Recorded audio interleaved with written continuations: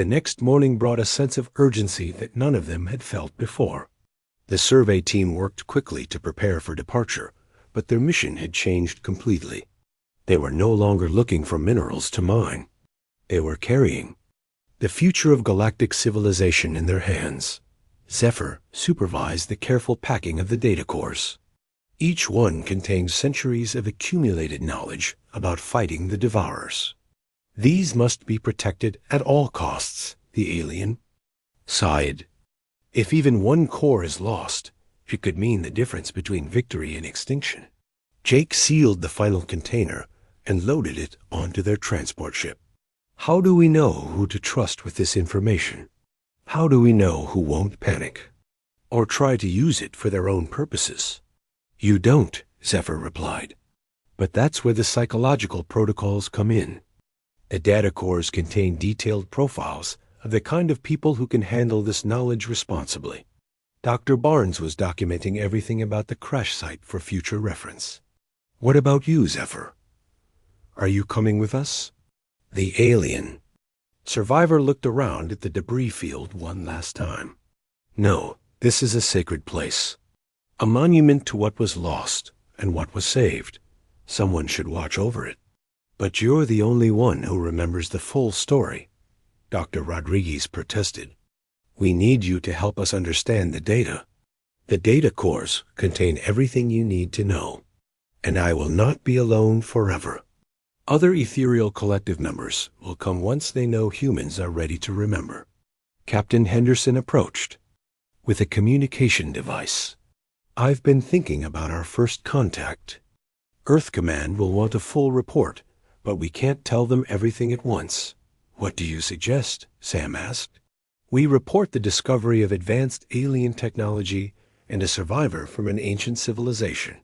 That's technically true, and it won't cause immediate panic. The full revelation can come later. Zephyr nodded approvingly.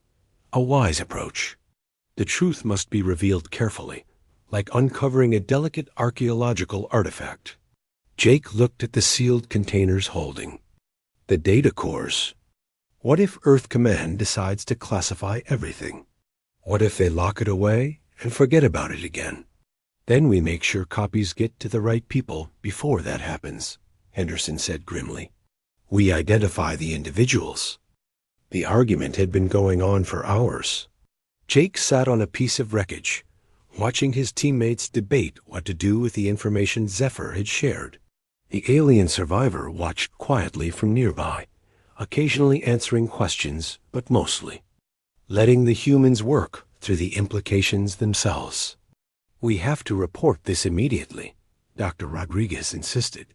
Earth Command needs to know what's coming. Every day we delay could be crucial. Captain Henderson shook his head. Think about what you're saying, Lisa. We're talking about telling the entire human population that their history is a lie, that Earth was destroyed, that we're all refugees who forgot where we came from. But it's the truth, Dr. Barnes said. And if the Devourers are really coming back, people need to know how to fight them. Do they? Henderson asked. What if revealing this information causes more harm than good?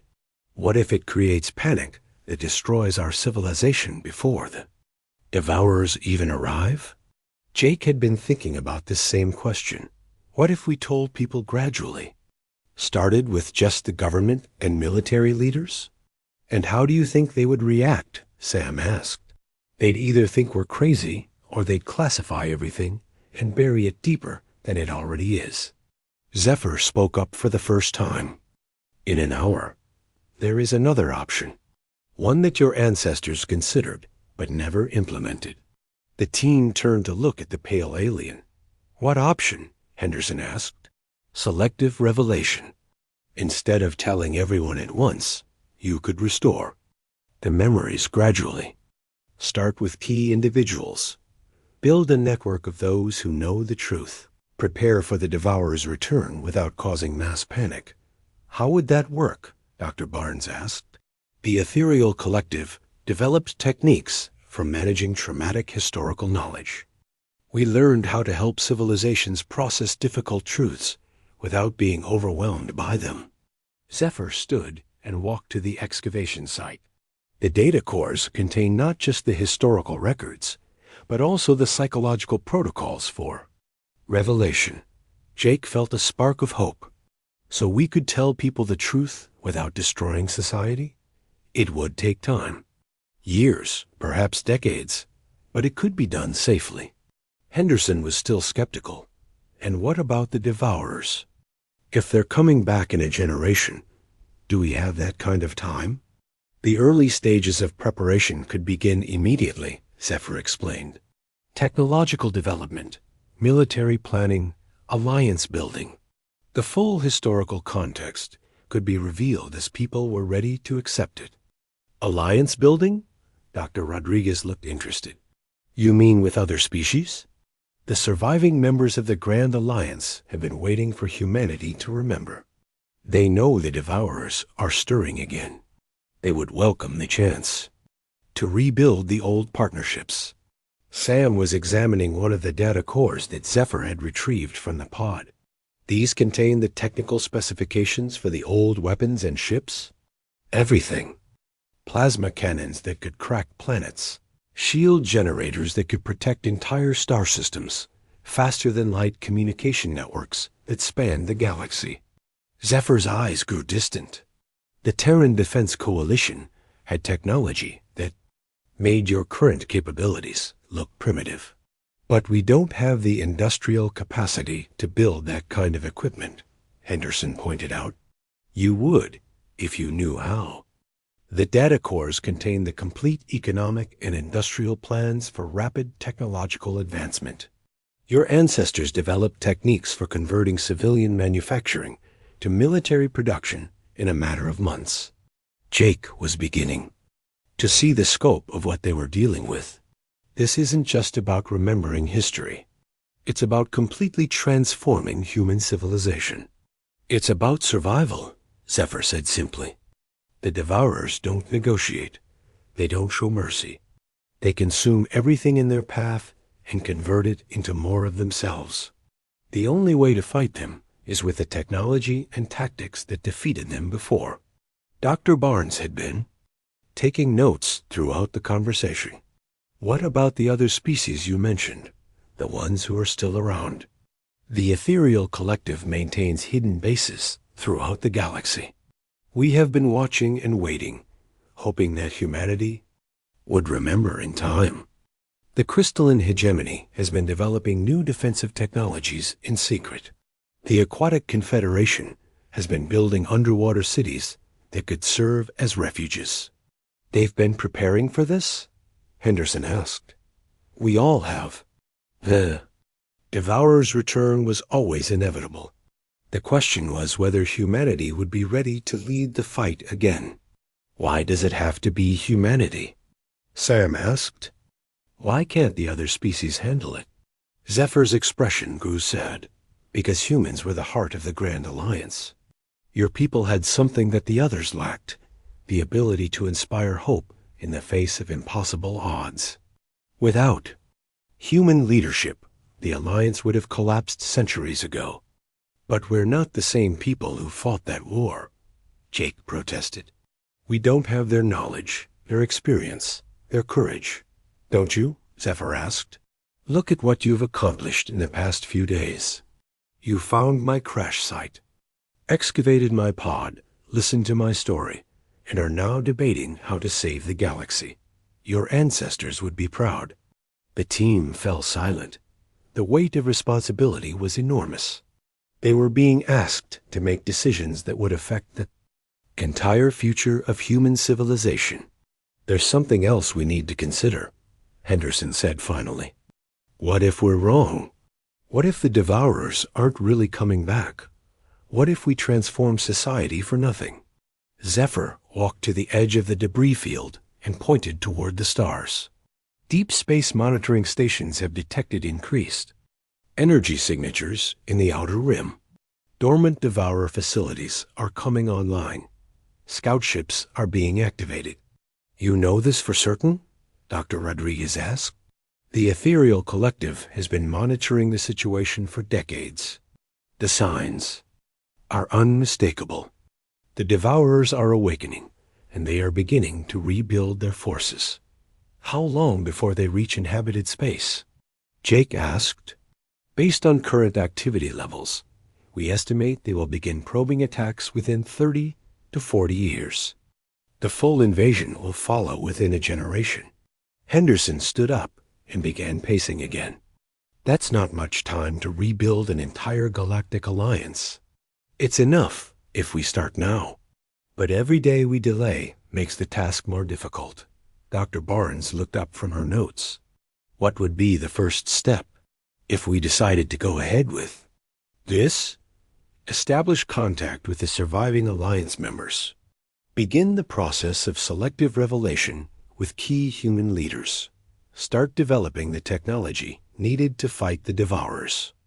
Zephyr turned back to the group.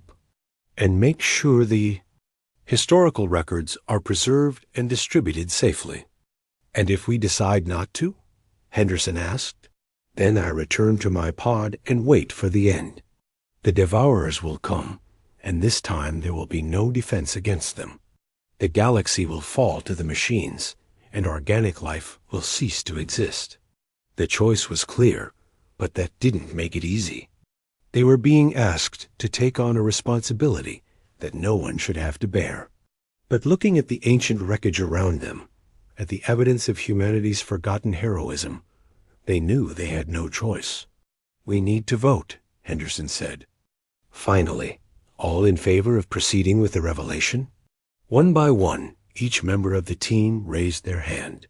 Even Henderson, despite his doubts, knew that the risk of doing nothing was greater than the risk of action. Unanimous, Henderson announced. We proceed. Zephyr nodded approvingly. Your ancestors would be proud. The galaxy may yet have a chance. As the team began making plans for what would be the most important mission in human history, none of them noticed the small device that had been silently recording their conversation. Deep in space, automated systems were already beginning to respond to the detection of ethereal technology. The Devourers were stirring, and they remembered their ancient enemies. Over the next 3 days, Zephyr slowly regained strength and shared more of the story that turned everything the survey team knew upside down. The being had been placed in the survival pod with specific instructions to wait for humans to return. To this place. This moon was a staging ground, Zephyr explained, as they sat around the camp's portable heater. One of hundreds of joint military bases that the Terran Defense Coalition and the Ethereal Collective built together. Jake studied the pieces of wreckage they had collected. Now that he knew what to look for, he could see the evidence of human design mixed with alien technology. So humans and your people worked together to build these ships? More than that. We shared everything. Technology, tactics, knowledge, culture. The partnership between our species was unlike anything the galaxy had ever seen. Zephyr's pale eyes grew distant. Your people were remarkable, brave beyond measure, creative in ways that saved us all. Dr. Barnes held up a fragment of metal plating. This section here, it looks like human welding techniques. But this part is clearly not from any human design I know. That's because it represents technology that your current civilization has never developed, Zephyr said. The Terran Defense Coalition was centuries ahead of where you are now. They had to be to fight the Devourers. Captain Henderson had been quiet for most of the conversation, but now he spoke up. You keep talking about the Devourers like they're some kind of unstoppable force. What exactly are they? Zephyr stood and walked to the edge of the debris field. Imagine machines that can consume entire planets and convert the matter into more of themselves. They don't need rest, don't feel fear, don't negotiate. They simply consume and grow stronger. Sounds like something from a nightmare, Sam muttered. It was. They had already consumed a third of the galaxy when the Grand Alliance formed. Entire civilizations were wiped out in days. Worlds that had existed for millions of years were reduced to raw materials for the Devourer fleet. Dr. Rodriguez looked up from her translation work.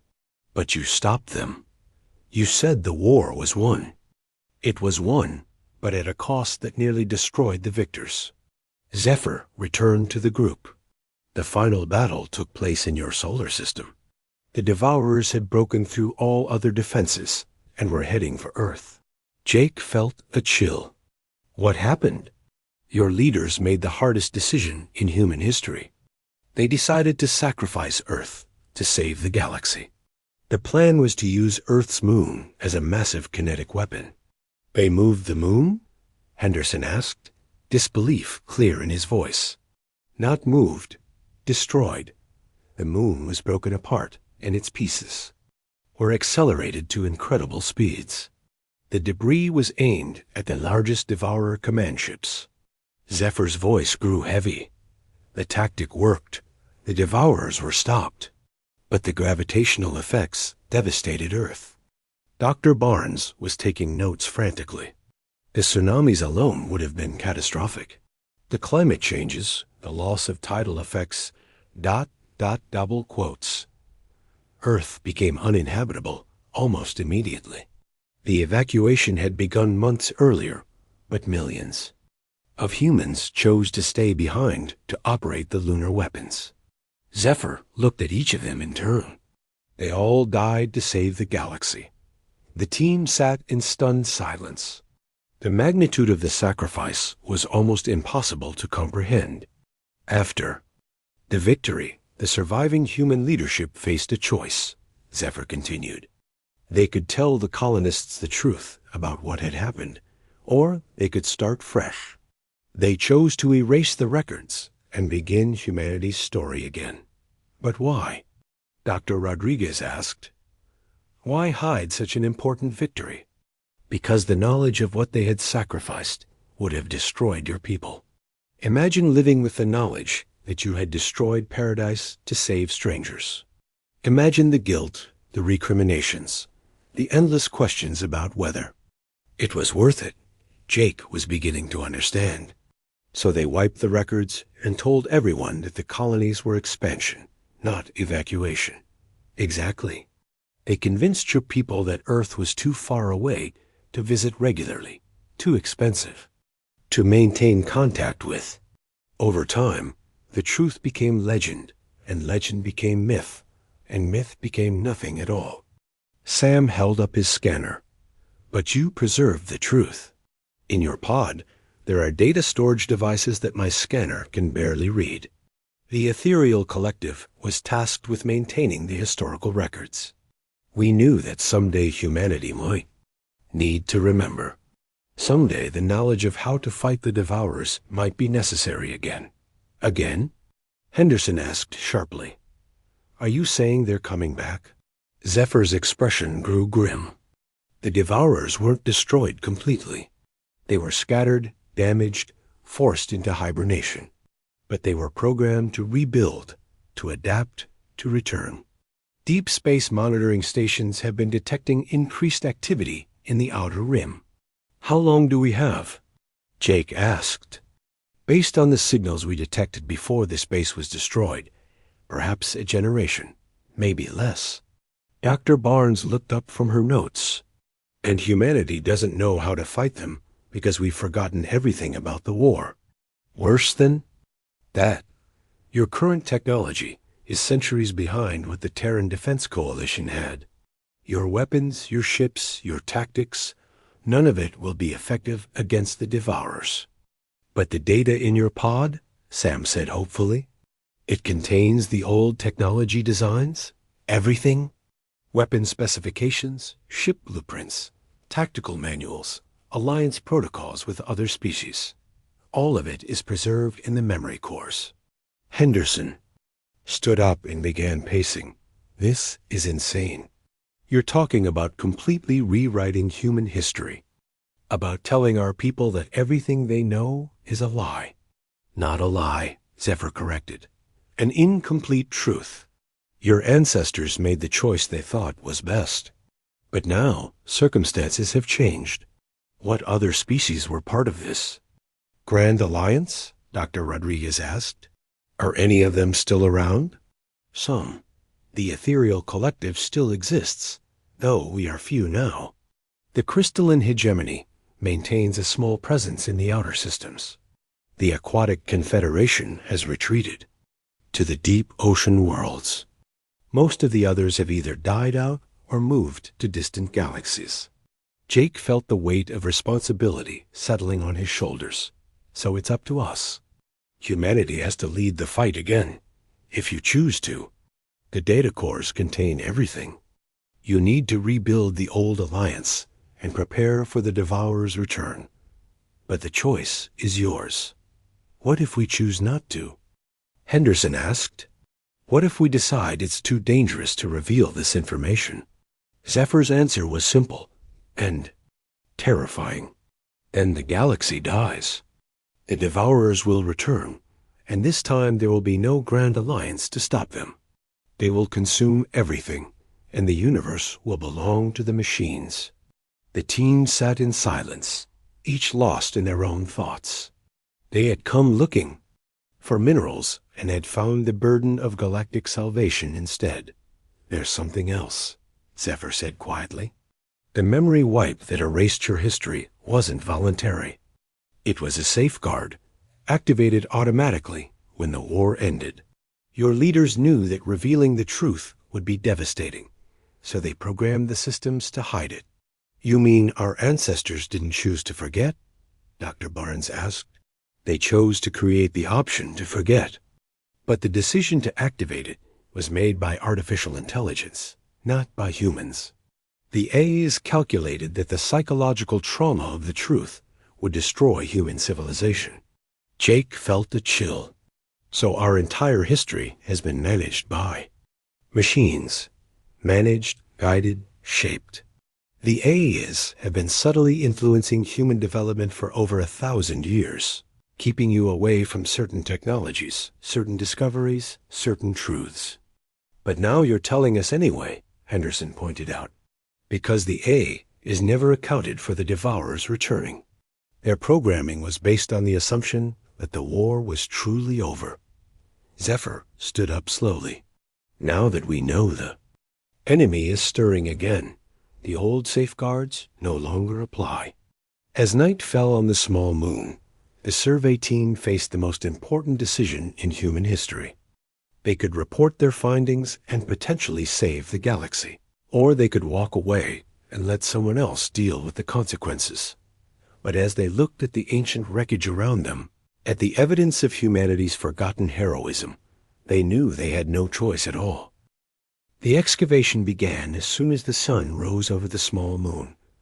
Dr. Barnes and her team worked slowly and carefully, removing dirt and debris layer by layer. They treated the site like an archaeological dig, cataloging every piece they found. Jake stood at the edge of the growing pit, watching the work. His scanner showed that they were getting close to whatever was buried beneath the surface. The distress signal was getting stronger with each meter they dug. There, Sam called out from the bottom of the excavation. I can see something. The team gathered around as Sam brushed dirt away from what appeared to be a curved metal surface. It was smooth and undamaged, unlike the twisted wreckage scattered above ground. It's some kind of pod, Dr. Barnes observed. An escape pod, maybe, or a survival capsule.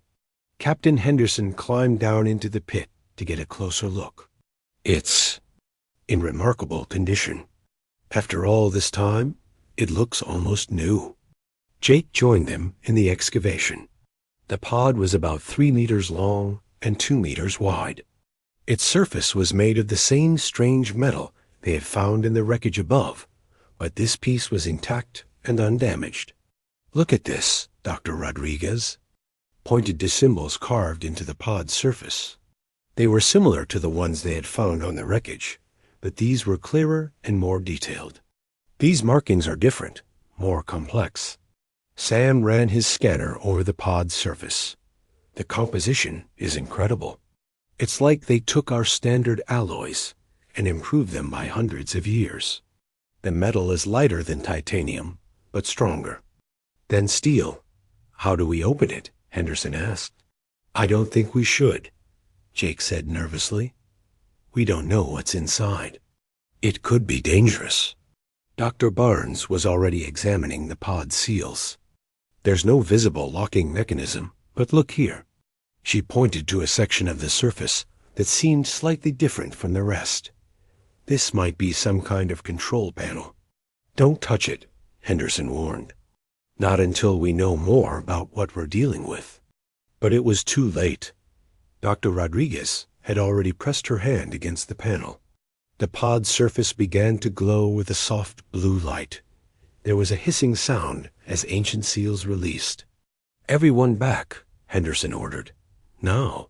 The team scrambled out of the pit and took cover behind nearby rocks.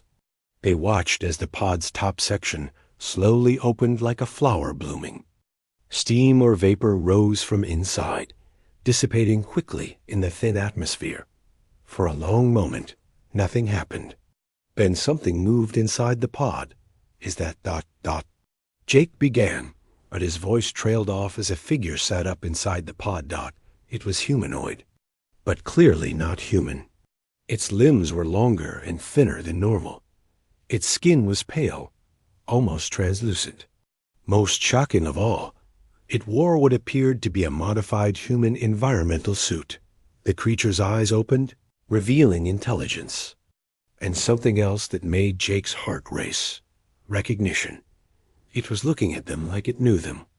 My God, Dr. Barnes whispered. It's alive. After all this time, it's actually alive. The being struggled to sit up fully. When it spoke, the words came through their universal translator in accented but clear English. You came back, it said. Its voice filled with wonder and sadness. After all these years, you came back. Dr. Rodriguez stepped forward cautiously. We're human explorers. We found your crash site. Can you tell us what happened here? The being, which seemed to be recovering strength quickly, looked around at the debris field. Happened. The war happened. The war that your ancestors helped us fight. The war that cost us everything. Jake felt his blood turn cold. Our ancestors? What do you mean? The creature's gaze fell on Jake, and he felt like he was being examined by something ancient and wise. You don't remember, do you? Of course you don't. They made sure of that. Who made sure of what? Henderson demanded. Your leaders. They chose to forget. They chose to start fresh, to rebuild without the burden of what had been lost. The being managed to stand, though it moved slowly and carefully. I am Zephyr, last survivor of the ethereal collective. We were your allies once. Dr. Barnes moved closer, her scientific curiosity overcoming her fear. Allies in what war? There's no record of any war in our historical archives. Zephyr's expression grew pained. No, there wouldn't be. The records were wiped. The memories were suppressed. Your people convinced themselves it was better to forget. Forget what? Jake asked. The greatest war in galactic history. The war against the Devourers. The war that your people and mine fought together, side by side, for over a century. The survey team exchanged confused looks. None of them had ever heard of anything called the Devourers or any galactic war. You're saying humans fought in some kind of interstellar war? Henderson asked skeptically. Not just fought, Zephyr replied. Elide, humans were the backbone of the Alliance. Your technology, your tactics, your refusal to surrender, even when everything seemed lost. Without humanity, the galaxy would have fallen to the machine intelligence that sought to consume everything. Sam helped Zephyr climb out of the excavation. Pit, the being was clearly weak, but determined to tell its story. Machine intelligence? What kind of machines? The Devourers. They were created by a long-dead civilization as the ultimate weapon. But they turned on their creators and began consuming entire star systems, converting all matter into more of themselves. They spread across the galaxy like a plague. Jake felt a chill that had nothing to do with the cold air. And humans fought. Against them? Humans led the fight against them. Your people called themselves the Terran Defense Coalition. We were the Ethereal Collective. Together, with dozens of other species, we formed the Grand Alliance. Dr. Rodriguez was recording everything on her portable device. But why don't we remember any of this?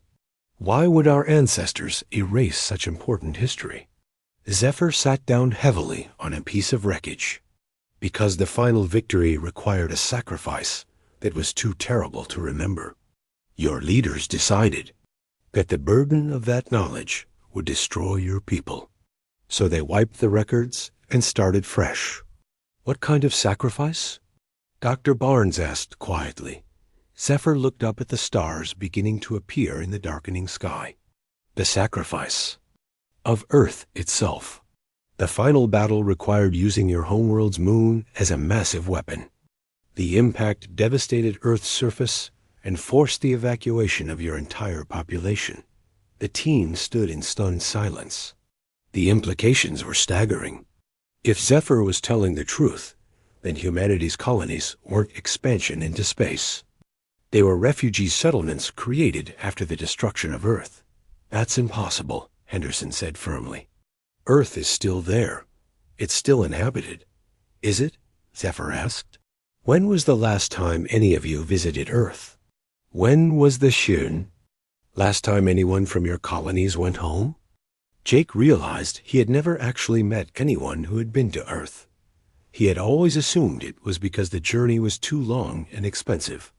But what if there was another reason? You're saying Earth is dead? Dr. Barnes asked. Not dead. Healing. But it will be many more centuries before it can support human life again. Zephyr stood up slowly. I have waited here for over 1,000 years, hoping that someday you would return. Hoping that someday you would need to remember who you really are. Why would we need to remember? Jake asked, though he was afraid of the answer. Zephyr's expression grew grim. Because the Devourers are stirring again. And this time, without the Grand Alliance, without the knowledge of how to fight them, they will finish what they started. The distress signal continued its steady broadcast, but now it seemed less like a call for help and more like a warning. A warning that humanity's greatest test was coming, and they had forgotten how to fight. Jake Morrison stood at the edge of the crater and felt his stomach drop. The twisted metal pieces scattered across the moon's gray surface looked wrong, very wrong. He had been working with the Colonial Survey Corps for 15 years. He had seen plenty of crashed ships and broken equipment. But this was different. What do you think, Jake? Captain Roy Henderson walked up beside him. The older man's face was hard to read in the reflection of his helmet visor. Your scanner picking up anything useful? Jake looked down at the device. In his hands, the numbers made no sense. Sir, according to this, the wreckage has been here for over 1,000 years. Maybe longer.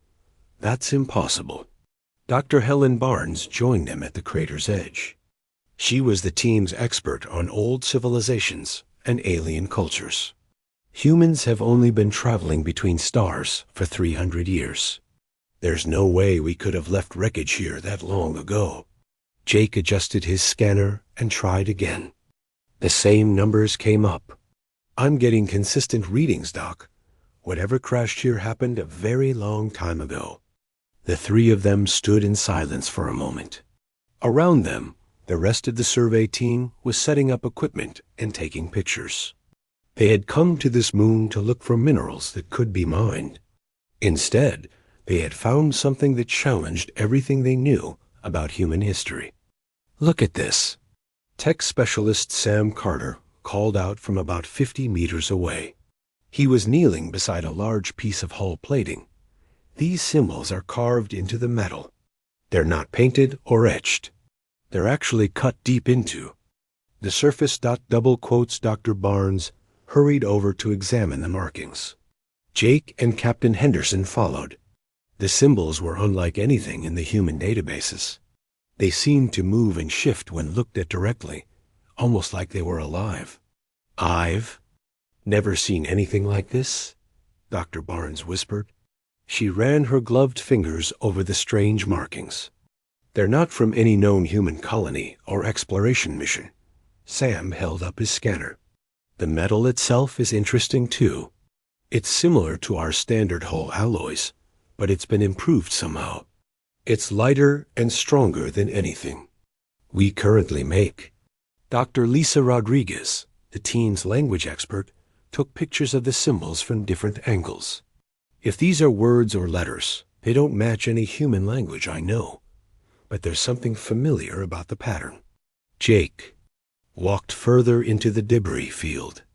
The wreckage stretched for kilometers in every direction. Some pieces were as small as his fist. Others were as large as buildings.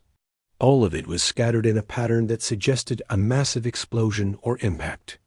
"Captain," Jake called out, "you need to see this." Henderson and the others joined him at what appeared to be the center of the crash site. Here, the debris was thicker and more concentrated. Jake's scanner was beeping steadily. "There's something buried here," Jake said. "Something big. And it's the source of the distress signal we've been following." The distress signal had brought them to this moon in the first place. It had been broadcasting for weeks, getting stronger as they approached.